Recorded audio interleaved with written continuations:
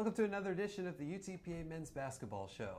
My name is Jonah Goldberg. This is the one and only head coach of the UTPA Men's Basketball team, Dan Hipsher. Bronx won game over the past week, a little lighter schedule than they've had at times, winning over Lamar 66-60 coming off of the finals break. And I imagine going into that first game after finals, it's a nice release for all the guys. It is in some ways, but I can't say that I've ever had a team play really well coming out of finals. It's just a taxing time for them. Schedules change. They get a little deadheaded, and I thought we kind of showed that the other day in that, Jonah, there's an old saying, I remember Coach Knight talking about it one time, I only want to win the game once. And we seemed to had to win 3 times. I mean, we went out 10, let it back, went out, I think, 12 maybe one time, and then back to 1, and then had to win it again. And we just couldn't maintain this, the staying power to get the lead where we needed it. But again, good win for us. Lamar, Pat was a friend of mine. Knight, he had a kid sitting out last year, that Lada Boudier or whatever. I don't know. You were the one doing the game on TV. How'd you pronounce that? I called him Tyran. That's very good because I wrote him on the board as Laddie.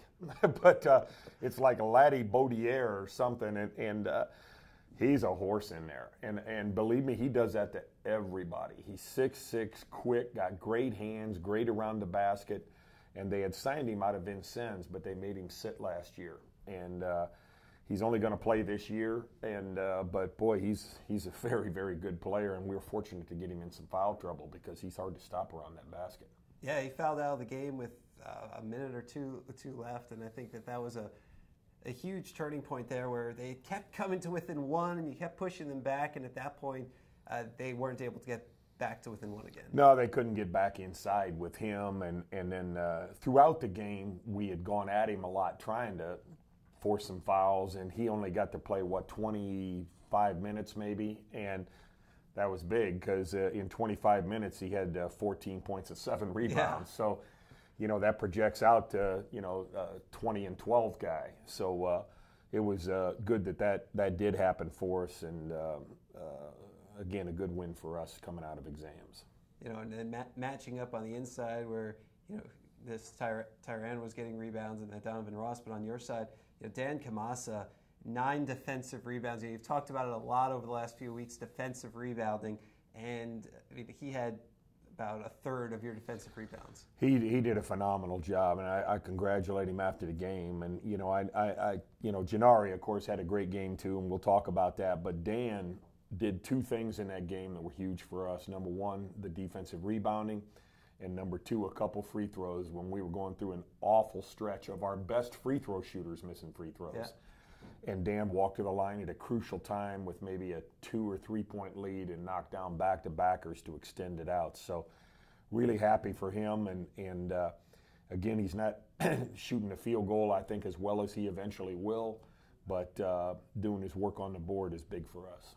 And then, when you have guys like Gennari Josar, you don't necessarily need Kamasa to always have the big offensive night because Josar's going to go down and score 29, and none of us are going to be surprised. No, that was quite a night. And, it sometimes is a little hidden to me for some reason.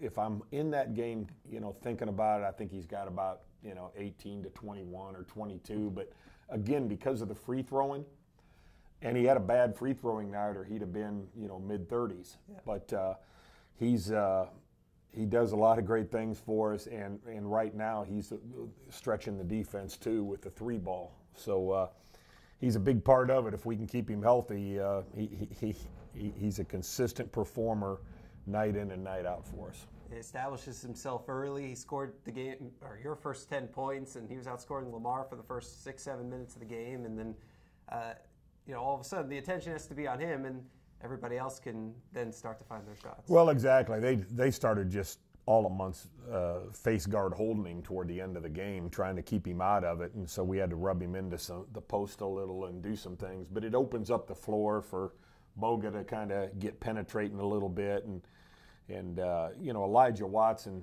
came in and did a great job getting to the basket and finding other people. 6 assists, 1 turnover.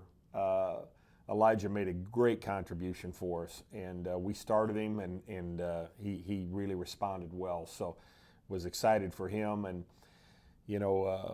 we just didn't get that next guy stepping up, and that guy right now with Noriega down has got to be Hines. And Shaq came off that game in Utah, North Dakota. I think he was 10 for 11 from the field, or 11 for 12 or something like that. And I mentioned to him the other day, that wasn't the conference championship game. Okay, we got more games here, and he had a pretty good game. I believe it was at Houston, and then has struggled a little here lately. But again, finals week, a lot going on. But Shaq missed layups and stuff around the rim that I just haven't seen him miss, and we need him to be there every night for us. And you look down and see one defensive rebound, and hopefully that's just a blip on the screen, because he's got to get it going and be a consistent guy for us. Yeah, and with him having a little bit of an off night, it was good that you were able to have Andreas Bigham back in. Even it was just 11 minutes his first game back, but just to at least have another body out there. Right, he hadn't played for a week or two after spraining his ankle, and comes back, and he had the nerves going too. He missed a couple layups, but he got us couple rebounds and had one turnover. But just to have a body out there to replace Dan and sub in and out a little bit, give us a little time and a little strength in there. But we got to get some other guys starting to step up. You look at these young kids. Isaiah Hobbs is much better than he's playing. Great for Mo McDonald. I believe I started him, and again, he's a little nervous, a little high-strung right now. And I've said this for a long time, Jonah. Freshmen, young kids, you got to get them to the break, because it's almost like they've a season for them already. They've put more practice time than they've ever put in. They put more time in, all the academic work, everything. So now, we get them through this. Got 3 tough games coming on the road, but then they get home, relax a little bit. We come back after break, pull it back together, and get ready for the conference season. Most freshmen really progress at the beginning of January. And I'm looking at that for kids, because with Sean out, we lose a scoring punch, and I'm telling you, Isaiah can give us that in some ways. He just has not developed that confidence and that swag yet to get out there and be a consistent performer for us. But really happy to see what Watson did. That's a heck of a line right there. 2 for 2. He missed a free throw, 5 defensive rebounds, 6 assists, 1 turnover. And when you do those things right there, that contributes to winning. That's putting a positive on the board for your team, whether it's just 4 points, 5 rebounds, 6 assists, big part of it. And both of the baskets were huge. One of them kicked off a 13-4 or something like that run. The other one was when Lamar crept back into it. He hit another big basket right there. Yeah, it was down to 4, I think, and he penetrated and made it 6, which, now you're looking at a 3-possession lead, really, because it takes 2 bombs to even tie you at that point. Yeah, and Lamar wasn't shooting the 3 very well, so no. 6 is just as good as as 8 would be on a normal night. Well, we've talked about it, Jonah. Defensively, as you look at our stats right now, we're really good. We're keeping teams now down to about 40% from the field, and the other night I believe it was 37. And the biggest problem we've got is if we can clean up that rebounding mess. The other night again we tied on the board, gave up 12 offensive rebounds again.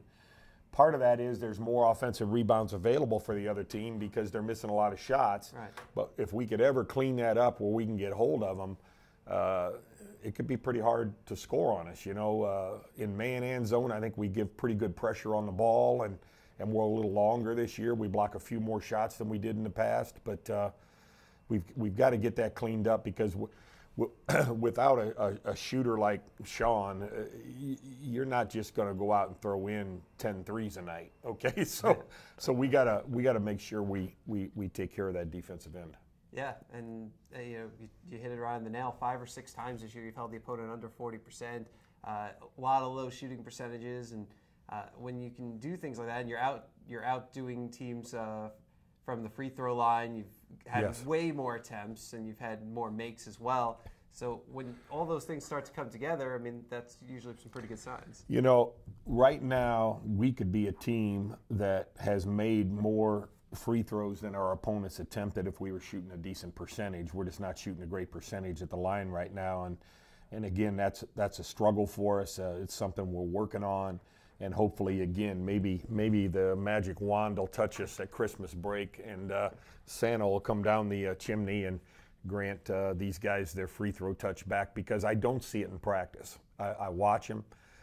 Again, we've talked about it. We put them in reps, they make them. We put them in pressure situations, they tend to make them. So it's all, you know, relaxing and building some confidence.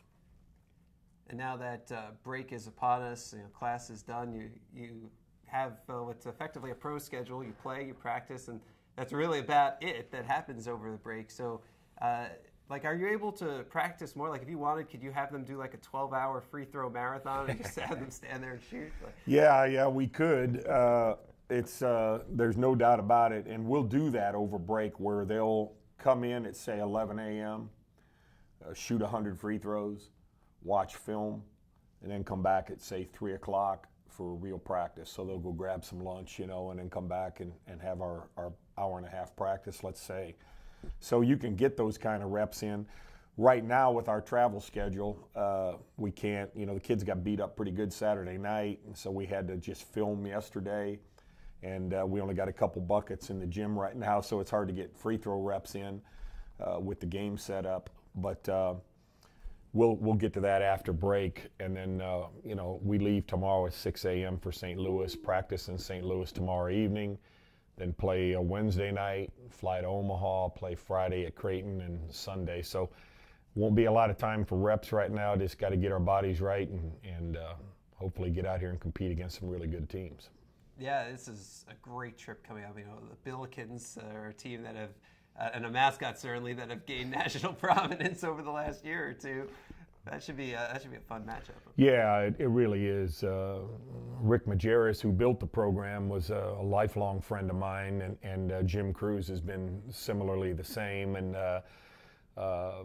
Jim's a great guy, does a great job. He's got a young team this year, but they're tradition rich. I think they're coming off 3 straight NCAA appearances. And it'll be a great environment over the holidays to get into St. Louis and play in their arena, which is really nice. And then you move on to Creighton, who will have near 20,000 there. It's there every night, it seems like, and hopefully Warren Buffett will come out to watch us play. But no, it's again 3-4 years in a row. They actually knocked our Alabama team out of the tournament 3 years ago. Again with McDermott's kid, who was a great player and now playing in the NBA, I believe, for the Bulls. Yeah. But they're great again. I think they're 7 or 8-3 and beat Nebraska at Nebraska last week.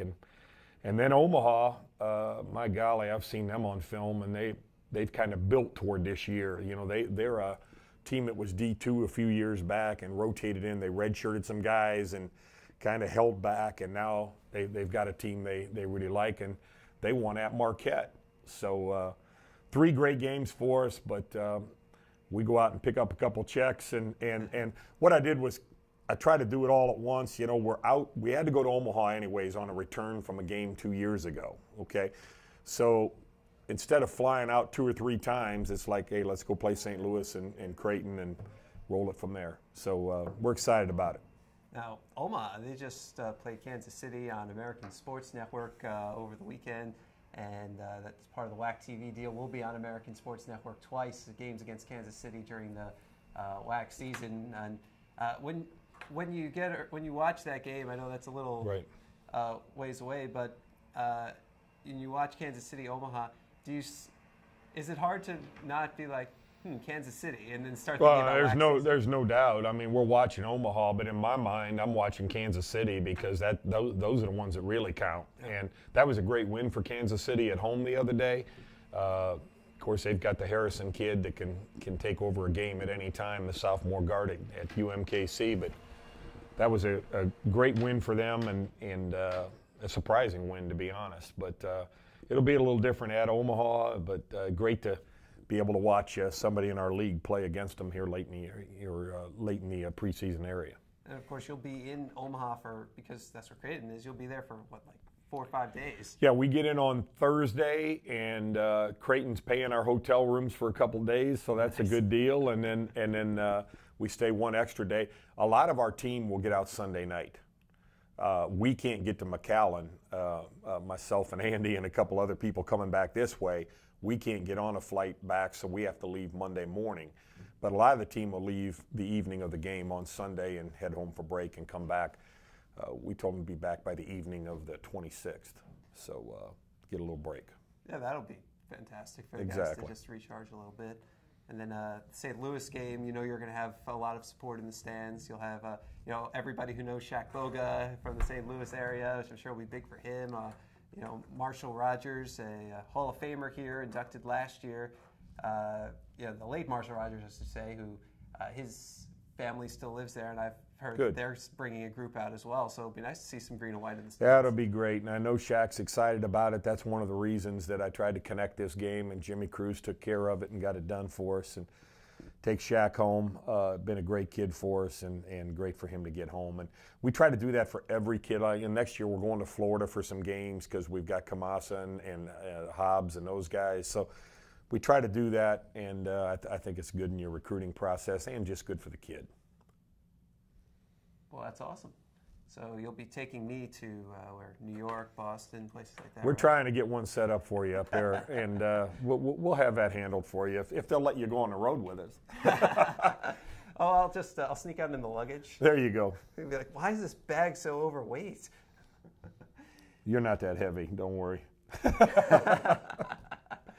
Broncs are back in action on Wednesday when they visit St. Louis. The game's on Fox Sports Midwest, and they're at Creighton on Friday. That game is on Fox Sports 2. Sunday at Nebraska-Omaha. You're going to have to watch that game online. Sorry. But make sure you follow all of the links up on UTPABronx.com. We'll take a couple of weeks off for winter break. We'll be back with you when the break is done to break down what happened over break and get you ready for the next batch of games. And until then, go Broncs!